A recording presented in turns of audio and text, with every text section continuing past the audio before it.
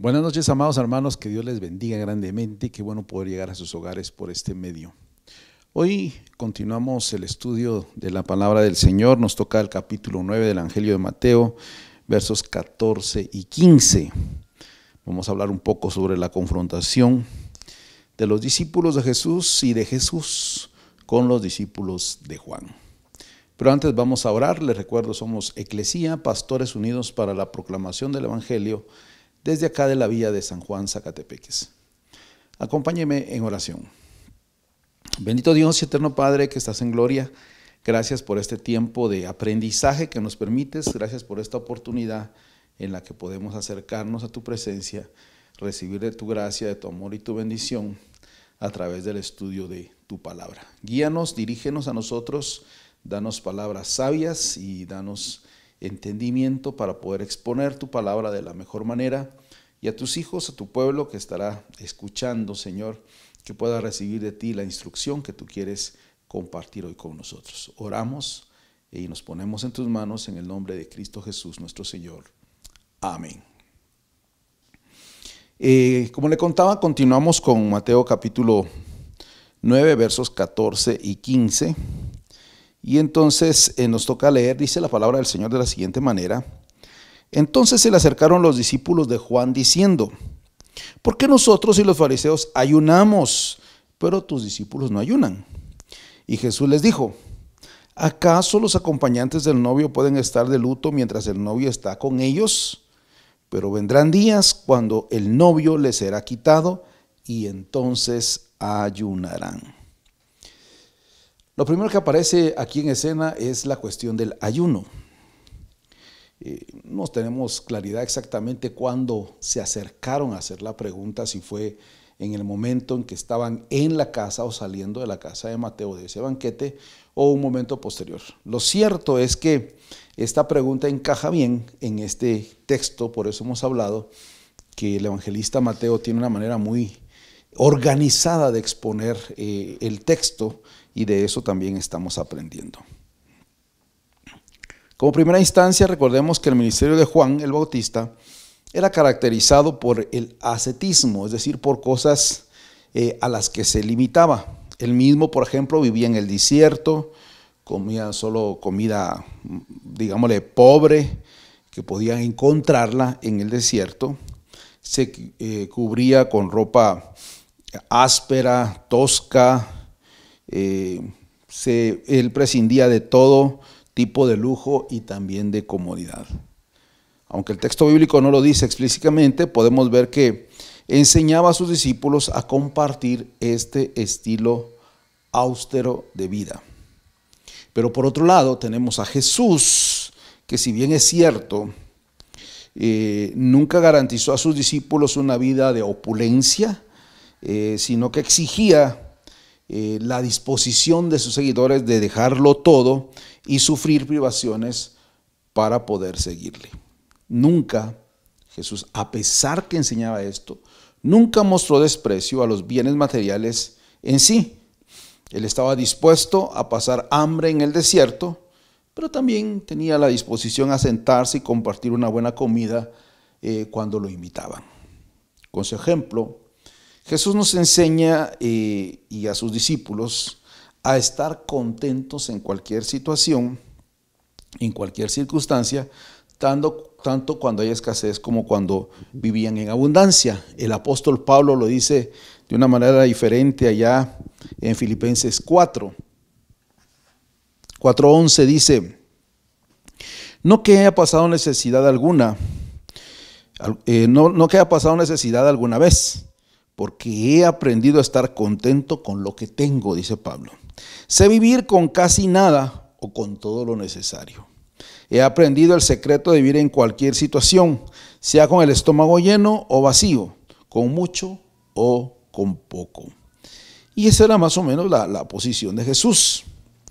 El Señor Jesús señaló el contraste entre el estilo de vida de Juan y el suyo propio cuando dijo, Él dijo allá en el capítulo 11 de Mateo, versos 18 y 19, dice Jesús: vino Juan, que no comía ni bebía, y decían: tiene demonio.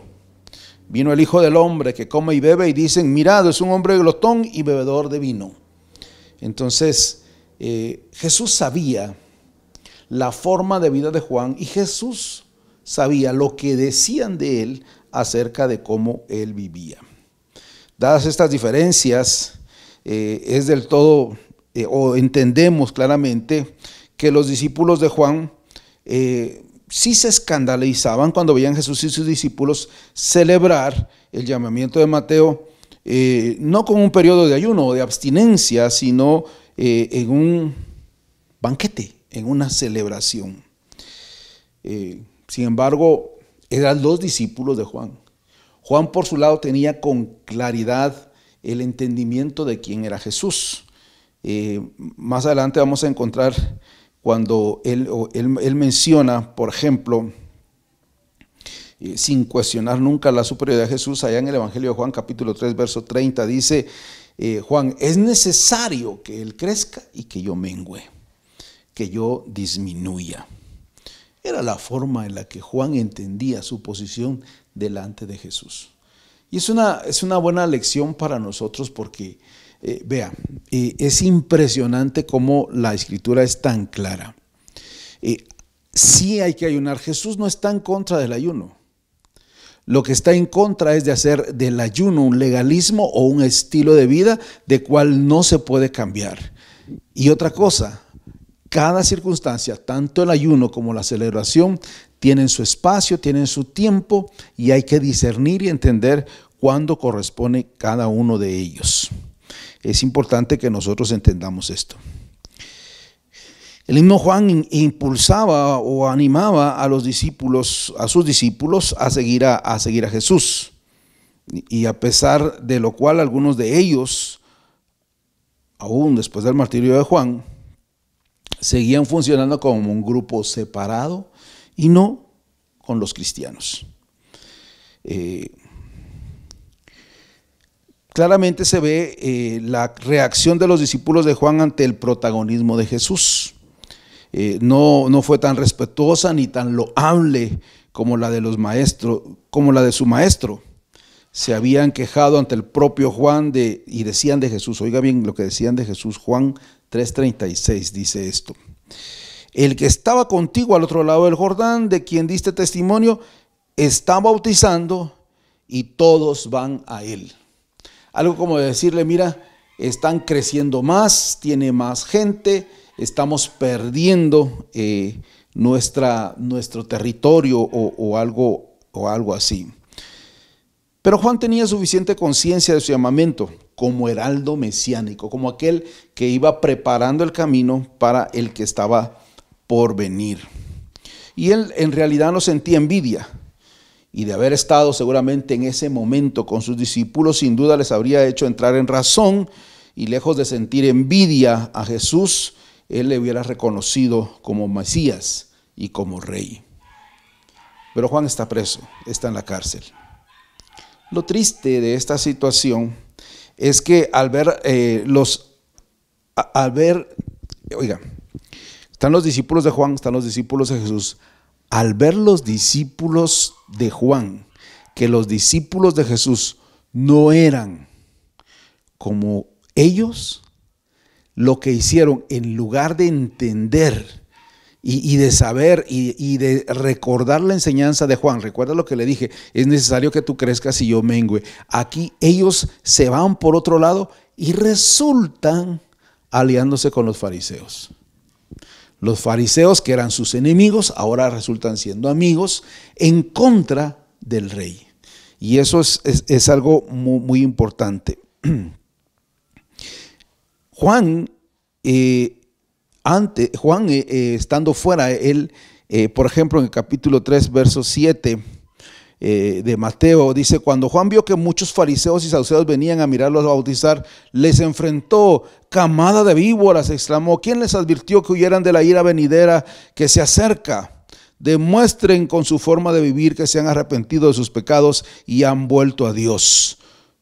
Entonces, eso es lo que decía Juan de los fariseos, pero sus discípulos, como no les gustó lo que Jesús estaba haciendo, se fueron al lado de ellos, en contra de Jesús. Es importante que cuando nosotros conocemos la verdad, Debemos de seguir la verdad, pese a que algunas cosas a veces no encajan en mi forma particular de ser o en el momento en el que yo estoy viviendo. Pero debemos entender que todos vivimos circunstancias diferentes en todo momento. Es muy posible que ellos mismos, al comprometerse a seguir a Juan, se hubieran cometido a un régimen muy estricto de oración, ayuno y abstinencia, y como consecuencia su mente estaba configurada de una manera que la autenticidad espiritual se medía por su austeridad, por su estilo de vida. Y no es cierto. Mire, la forma de vestir, el tipo de alabanza, la forma en que celebramos una u otra cosa puede ser diferente. Y no por eso debe estar incorrecto. No podemos sentenciar a alguien por este tipo de cosas. Aquí los discípulos de Juan están en contra de la forma en que Jesús manejaba sus relaciones. Pero Jesús estaba llevando la buena noticia a quienes necesitaban oírla. Era necesario que lo hiciera así. Y no es que Juan estuviera de forma incorrecta, era su llamado, era la manera en que Dios le guió a hacerlo. Pero sus discípulos hicieron del llamado de Juan una forma de vida que no era negociable y entonces no encajaba con los propósitos de Jesús. Para ellos se tenía que caracterizar la vida de fe, se tenía que caracterizar por el luto, la penitencia y el ayuno. Y de ahí la pregunta que le plantearon a Jesús: ¿por qué nosotros, y dicen eso, y los fariseos ayunamos, pero tus discípulos no ayunan? Jesús responde a la pregunta, no tratando de explicarles a ellos cosas teológicas, cosas muy de una manera como Jesús no quería como ofenderlos o crear un dilema con ellos o una discusión más grande, pero usa una metáfora que les va a o les debe hacer entender, y a nosotros también, cuál era el propósito de Jesús. Al contestarles no entra en ese debate teórico sobre la verdadera espiritualidad, cuál es la forma correcta de adorar o cuál es la forma correcta de ayunar o de vivir la vida de fe. Él no entra en eso, sino y tampoco da instrucciones acerca de cómo debe hacerse. Sencillamente les contesta con esta metáfora que arroja el énfasis sobre su propia persona. Los discípulos de Juan no alcanzaban a entender por qué los de Jesús no ayunaban mientras no comprendían o no podían entender por qué los discípulos de Jesús no ayunaban si no entendían quién era Jesús. Y eso es algo muy importante para ustedes y nosotros. Nuestra forma de adorar, nuestra forma de servirle al Señor no va a ser eficiente o no va a ser la mejor si no partimos de quién es Jesús, de quién es a quien servimos. El ayuno, sin duda alguna, debe llevarse a cabo con autenticidad, no de una manera mecánica, una forma rutinaria, religiosa, practicada con días y horas prefijadas.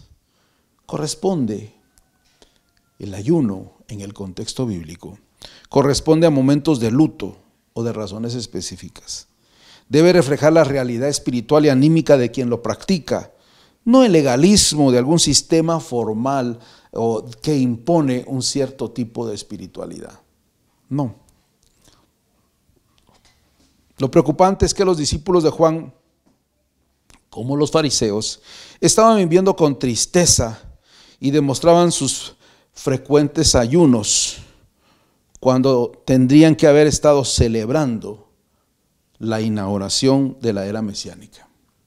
Jesús mismo dijo en el Evangelio de Marcos: el reino de Dios se ha acercado. Era un momento de celebración, no de luto. Jesús nos está diciendo: no ayunen. Vendrán momentos de ayuno, más adelante lo vamos a ver. Pero en este momento no era momento de ayuno, era momento de celebración. A nadie se le ocurriría practicar ayuno y luto en medio de una boda.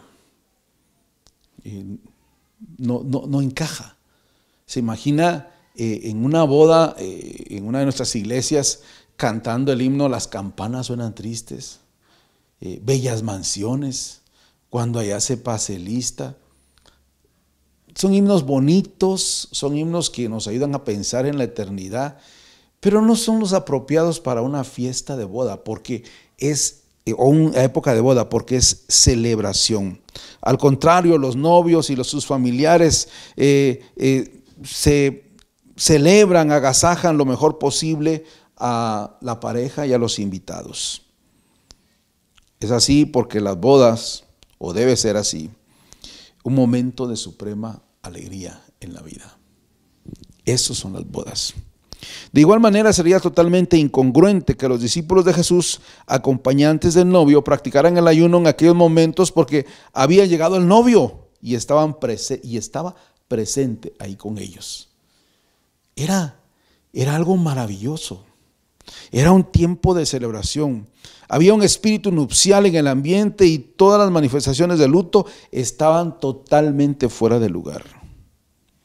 Por eso, a pesar de la aparente sencillez de la respuesta de Jesús, hay implicaciones profundas, como el caso de los discípulos allá en el capítulo anterior que estudiamos, capítulo 8, 19 al 22.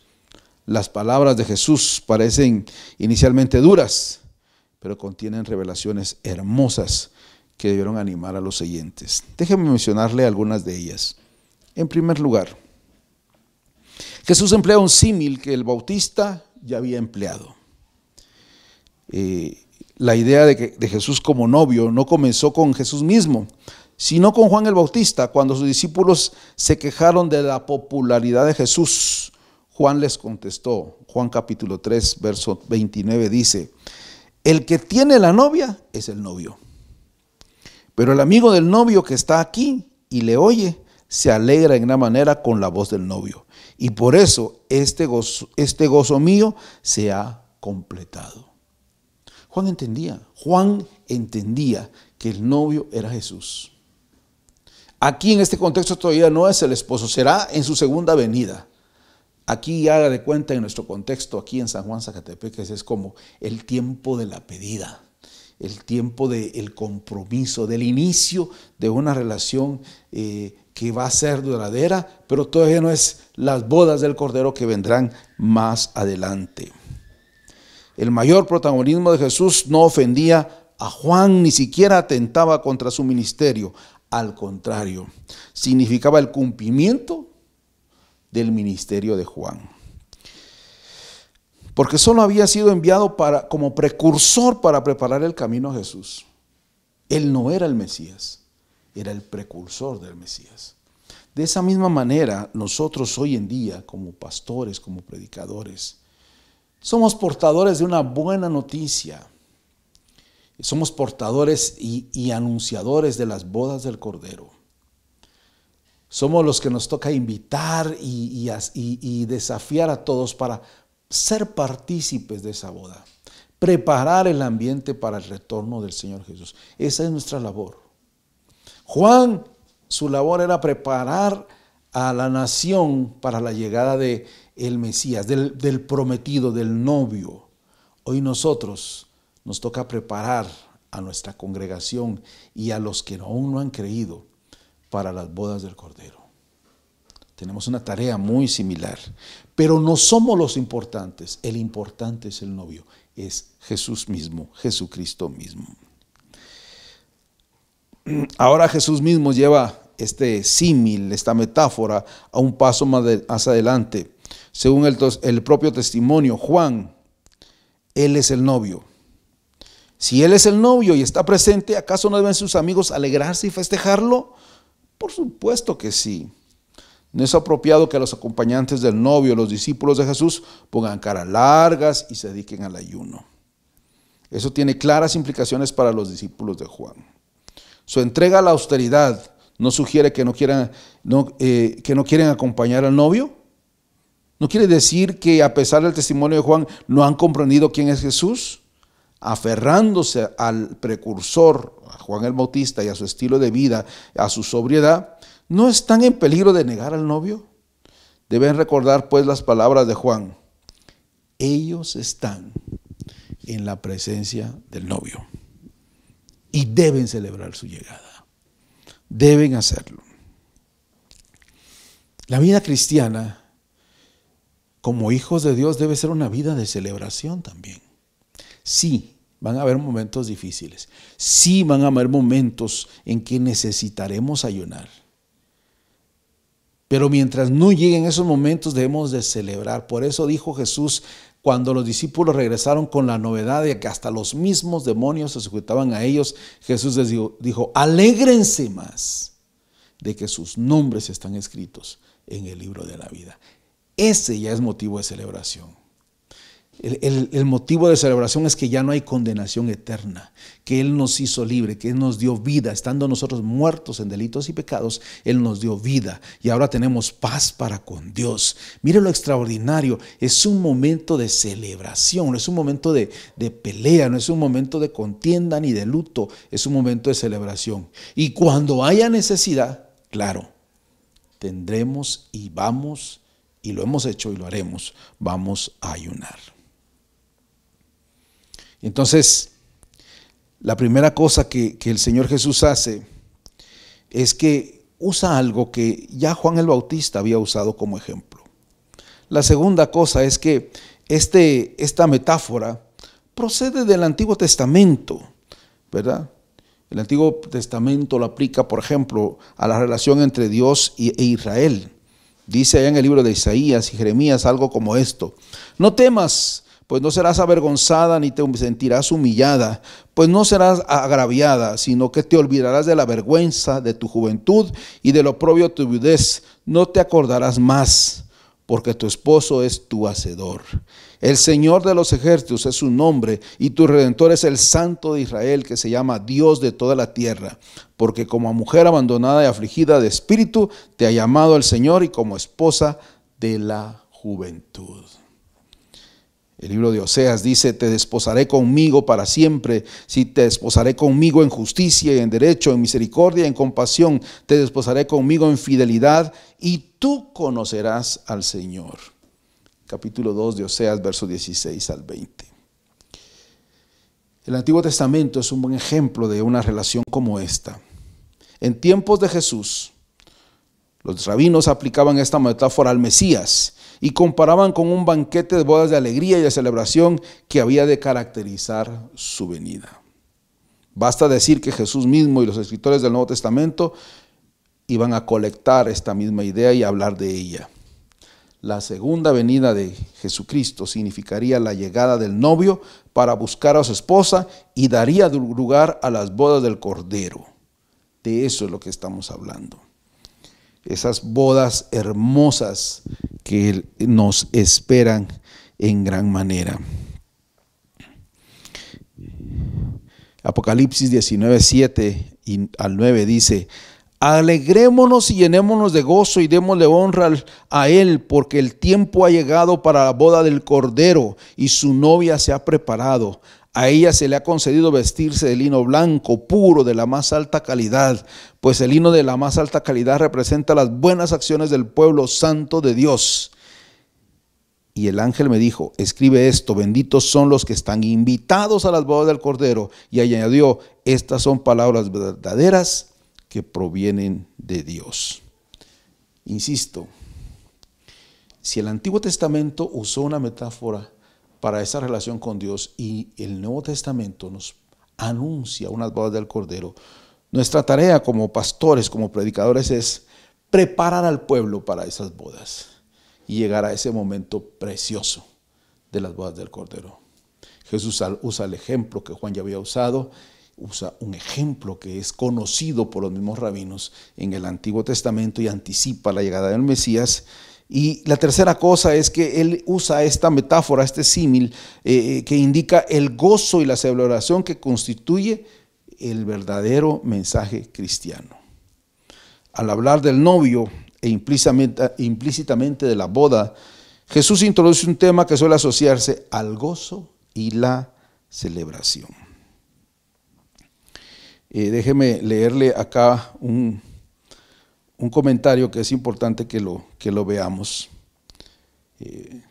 comentarista dice, haciendo o recordando la historia o las costumbres de Israel, la pareja de recién casados no salía de un viaje a un viaje de luna de miel. Durante una semana entera después de la ceremonia, la casa de los recién casados quedaba abierta para sus amigos y parientes que participaban con ellos ininterrumpidamente o celebraciones ininterrumpidas. El novio y la novia durante estos días eran tratados y aún se llaman así como rey y reina. Sus amigos más íntimos no se separaban de ellos y participaban en el gozo y la celebración. Estos eran llamados los hijos de la alcoba nupcial, que es literalmente lo que dice el original. Estas ocasiones eran motivo de gozo, festejo y alegría, y tales que difícilmente el judío volvería a vivirlos el resto de su vida. Una celebración extraordinaria. El novio ha llegado, ha formado un círculo de amigos íntimos, en este caso los discípulos, y estos le han recibido con gozo. Desgraciadamente, los que tenían que haber sido los hijos de la alcoba lo están rechazando. Pero la invitación a la boda se extiende a todos aquellos que creen en su mensaje y se disponen a seguirle, sea cual fuere su condición. La cena es en casa de Mateo. La cena en casa de Mateo no es más que un pequeño anticipo del gozo del gran banquete nupcial que se acerca. Recuerda cuando hablamos de la casa de Mateo, ¿quiénes estaban ahí? No estaban los más religiosos, estaban los peores pecadores, pero estaban con el novio y estaban conociendo al novio y comprendiendo quién era el novio. Porque a veces la religión no nos acerca a Dios, pone barreras delante de Dios. La religiosidad, las costumbres, las tradiciones, el legalismo, son barreras que se crean para no conocer al Jesús que estamos conociendo acá a través de la Escritura. Y vuelvo a insistir, en ningún momento estamos hablando que el ayuno no sea necesario y vital en la vida. El Señor Jesús lo enseñó en Lucas 6, nos habla de esas cosas, nos habla de la misericordia, del dar con misericordia, nos habla de la oración y nos habla del ayuno. El Señor Jesús lo establece, es importante. Pero en este momento era un momento de celebración, no de envidia, no de quién era más grande, y de verdad Jesús era el más grande. Y Juan lo entendía, pero sus seguidores no lo entendían. Eso es triste. De hecho, cuando alguien se vuelve al cristianismo, alguien se hace cristiano, aunque puede haber un tiempo o un periodo de angustia, humillación y arrepentimiento, en el fondo, como le decía un momento, alégrense porque sus nombres están escritos en el libro de la vida. Un motivo de gran gozo. Y como más pedido está el pecado, y cuando más perdido está el pecador, tanto más gozo produce su conversión. Es cierto. Cuando uno ve a alguien que dice, este no se salva, este seguramente, y luego lo ve cambiado y transformado, suelen suceder cosas extraordinarias. Es el amor, la misericordia de Dios lo que nos hace hijos. Recuerde lo que dice Lucas, que dice, habrá más gozo en el cielo por un pecador que se arrepiente que por 99 justos que no necesitan arrepentimiento. Hay fiesta en los cielos cuando un pecador se arrepiente. Para Jesús, como para los ángeles, la conversión de Mateo fue un motivo de sumo gozo, tanto así que el ayuno no habría sido una manera adecuada de celebrarlo. Era un gozo. La cuarta cosa que Jesús enseña esto, y es aquí donde viene lo que le decía el ayuno, es que este símil predice el sufrimiento futuro.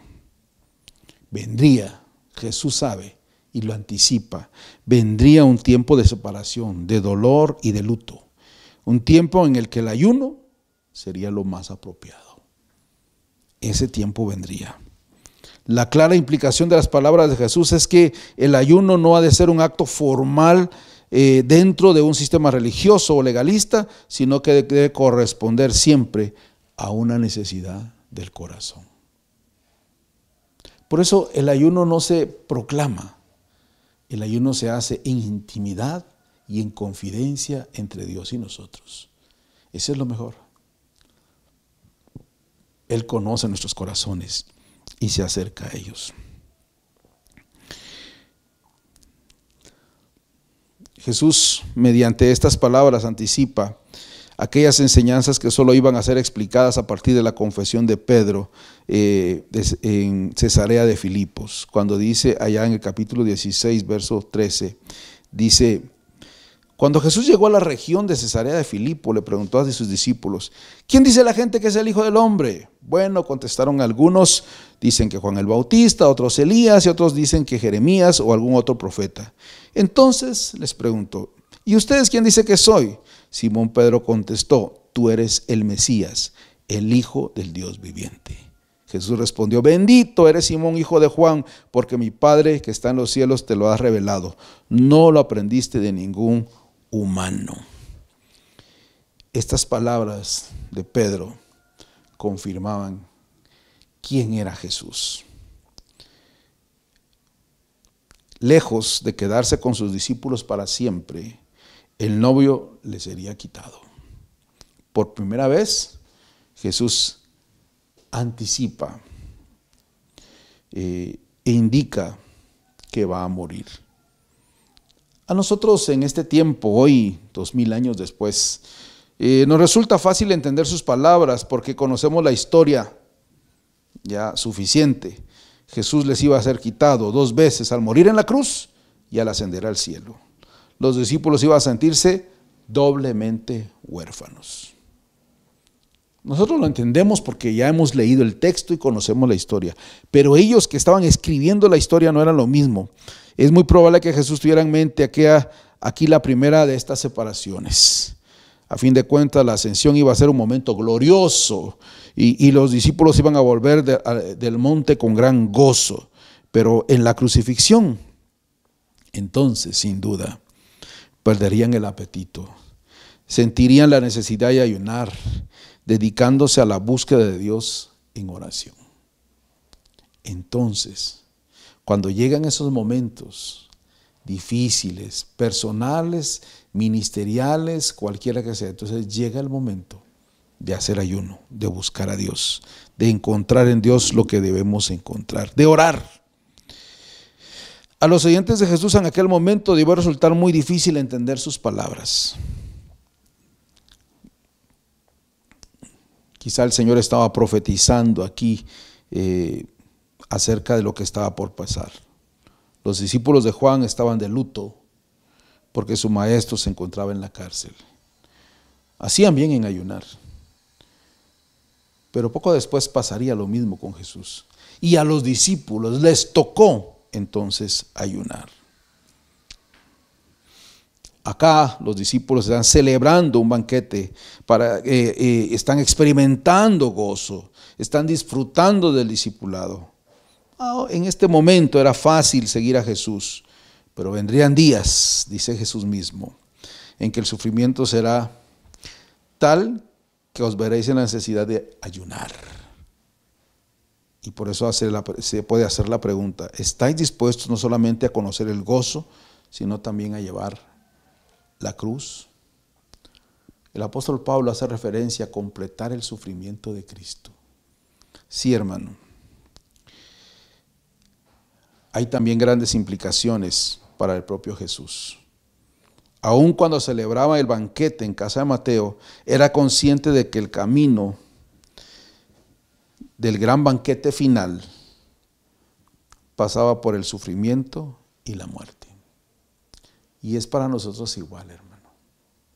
Hay cosas en la vida que no van a suceder si no atravesamos esos tiempos de crisis, de dolor, de adversidad, de persecución. Es importante que nosotros lo entendamos. El gozo del momento presente puede ser eclipsado por el dolor, pero al final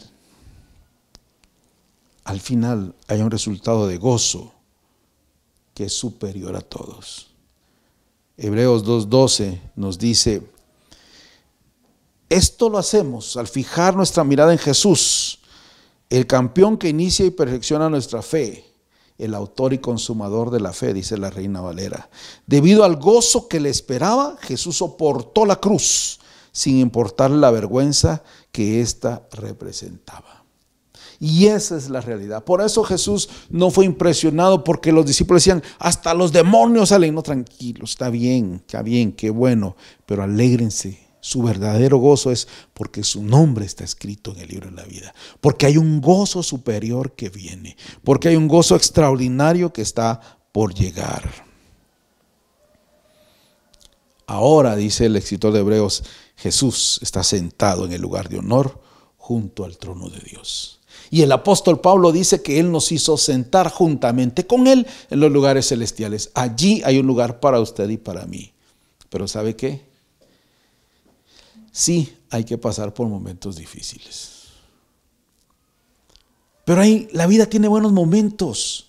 La vida tiene momentos de celebraciones, tiene momentos en que debemos de estar con gozo. No todo el tiempo debemos andar en esa aflicción. Cuando llega el momento de orar, hay que orar. Cuando llega el momento de ayunar, hay que doblar rodillas, hay que clamarle al Señor. Sí, lo debemos hacer.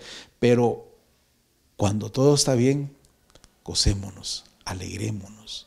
Celebremos la presencia del Señor en medio nuestro. Celebremos que nuestro gozo aún no está completo porque viene un gozo mayor. Pero mientras podamos celebrar, démosle gracias, honra y gloria a nuestro Dios. Yo anhelo con todo mi corazón, hermano, que esta enseñanza le desafíe a usted. Uno, a no vivir un estilo de vida que usted cree que es la mejor, sino a vivir de acuerdo a lo que la Biblia nos dice y nos enseña. Aquí tenemos dos ejemplos claros, unos muy concentrados en el ayuno y otros en celebración. Y Jesús no está ni descartando uno ni aprobando el otro, está diciendo que hay momentos en los que tenemos que hacer ambas cosas. Hay momentos en los que tenemos que clamar, orar y ayunar, y hay momentos en que tenemos que celebrar. Que Dios nos ayude a entender y a discernir en qué momento estamos. Si es un momento de celebración, gócese, hermano, celebre, agradezca a Dios. Y si es un momento de clamarle a Dios, ore, ayune, busque a Dios. Y ese será el mejor remedio. Que Dios nos ayude a todos nosotros en nuestra vida diaria y en lo que nos toca hacer cada momento de nuestra vida. Le invito a que me acompañe en esta oración. Si usted está en un momento de celebración, dele muchas gracias a Dios por este tiempo. Y si está en un momento de aflicción, de dolor, ayune, ore, clame al Señor y juntos busquemos su presencia y anticipemos que las bodas del Cordero están por llegar y que en ese tiempo la celebración será por siempre, porque estaremos bajo el cuidado protector y bajo la atención misma de nuestro Creador, de nuestro Señor, de nuestro Salvador, del que vive y reina por siempre. Oremos. Señor amado, en esta noche te damos gracias por tu amor, tu cuidado y tu misericordia. Bendice, Señor, a tus hijos, a tu pueblo que hoy están escuchando esta enseñanza. Que la gracia y el amor tuyo esté sobre todos nosotros. Que tu amoroso cuidado esté sobre nuestras vidas. Guíanos, Señor, en todo momento, guíanos en cada circunstancia, que sea la gracia y el amor tuyo la que nos permita conocer y discernir qué momento estamos. Si hay que celebrar, permítenos disfrutar. Y si estamos pasando por tiempos de adversidad, escucha nuestro clamor, atiende nuestra oración. Danos la fuerza, la sabiduría para, a pesar de las dificultades, seguir adelante y avanzar. Gracias por este tiempo de enseñanza y aprendizaje. Bendice a tu pueblo, bendice a tus hijos y que tu amor y cuidado esté siempre sobre nosotros. Oramos en Cristo Jesús, tu Hijo, nuestro Señor. Amén. Mis hermanos amados, a manera de introducción, como ustedes se están dando cuenta hoy, a partir de este año, cada jueves habrá un pastor diferente llevando esta enseñanza a sus vidas, a sus corazones. Así que hoy me tocó a mí, la siguiente semana estará otro de nuestros hermanos pastores dando la enseñanza, y así cada semana tendremos a uno de nosotros enseñándonos en este tiempo pastoral que queremos tener constantemente con ustedes. Que Dios me les bendiga mucho, que la gracia del Señor esté con ustedes. Somos Eclesía, pastores unidos para la proclamación del Evangelio desde acá de la villa de San Juan, Zacatepeques. Bendiciones para todos.